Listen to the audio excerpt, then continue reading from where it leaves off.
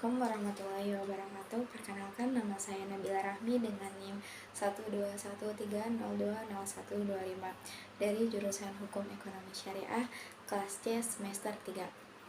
Baik, di sini saya akan mereview kembali materi dari Politik Hukum Ekonomi Syariah pada pertemuan kedua yang berjudul Konsep Dasar Politik Hukum. Politik dengan hukum merupakan suatu kesatuan yang tidak dapat dipisahkan, karena politik hukum merupakan aktivitas penetapan sebuah hukum yang di dalamnya membahas tentang konsep, garis besar, asas-asas, dasar, tujuan, dan dasar-dasar dan tujuan hukum itu sendiri. Politik hukum tidak dapat dibuat oleh satu orang atau dua orang, melainkan harus melibatkan banyak orang serta lembaga yang berkepentingan atau lembaga yang berwenang. Lembaga yang berwenang itu sendiri terdiri dari lembaga legislatif dan eksekutif. Di dalam konsep dasar politik hukum pun terdapat ruang lingkupnya, yaitu terdiri dari beberapa hal. Yang pertama ada nilai-nilai dan aspirasi. Karena politik hukum berkaitan dengan orang banyak dan dibutuhkan nilai-nilai dan aspirasi dari berbagai pihak. Yang kedua ada perdebatan dan perumusan nilai-nilai dan aspirasi. Yang ketiga ada penyelenggaraan negara yang berwenang merumuskan dan menetapkan sebuah politik hukum. Yang keempat ada peraturan perundang-undangan.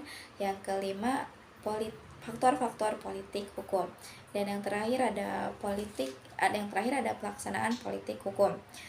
Politik hukum pun memiliki hubungan dengan ilmu yang lainnya. Yang pertama ada hubungan dengan ilmu hukum, yang kedua hukum tata negara, yang ketiga hukum administrasi negara, yang keempat ilmu politik, dan yang kelima ada ilmu ekonomi. Lalu adanya pengetahuan, yang dimana pengetahuan adalah apa yang kita ketahui melalui panca indera. Ilmu adalah pengetahuan yang sistematis. Untuk memenuhi sebuah pengetahuan berdasarkan filsafat ilmu harus memenuhi 3 aspek agar menjadi sebuah ilmu, yakni yang pertama ada ontologis. Ontologis itu pengetahuan yang dapat dimaknai atau didefinisikan. Yang kedua ada epistemologis, yaitu pengetahuan memiliki metode atau pendekatan. Dan yang terakhir ada aksiologis, yaitu pengetahuan harus memiliki kemanfaatan. Mungkin cukup sekian ulasan materi pertemuan kedua yang bisa saya paparkan. Selanjutnya saya akan mengulas sedikit tentang paper yang telah dibuat oleh kelompok saya, yaitu mengenai Undang-Undang Nomor 34 Tahun 2014 mengenai jaminan produk halal. Pada rancangan Undang-Undang Jaminan Produk Halal ini telah disahkan oleh Presiden Republik Indonesia yang ke-6, yaitu Susilo Bambang Yudhoyono pada tanggal 17 Oktober 2014. Dalam undang-undang ini terdiri atas 11 bab dan 68 pasal. Ditegaskan bahwa produk halal yang masuk, beredar, dan diperdagangkan di wilayah Indonesia harus bersertifikat halal. Untuk itu, pemerintah bertanggung jawab dalam menyelenggarakan jaminan produk halal. Untuk melaksanaan penyelenggaraan ini, menurut undang-undang ini harus dibentuk Badan Penyelenggaraan Jaminan Produk Halal atau BPJPH yang berkedudukan di bawah dan bertanggung jawab kepada Menteri Agama.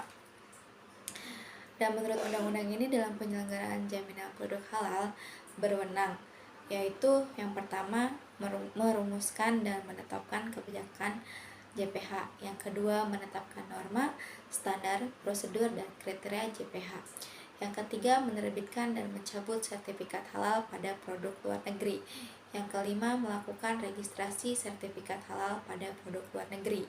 Dalam melaksanakan wewenang sebagaimana yang dimaksud, BPJPH bekerjasama dengan kementerian dan lembaga yang terkait, yaitu ada Lembaga Pemeriksa Halal (LPH) dan Majelis Ulama Indonesia (MUI).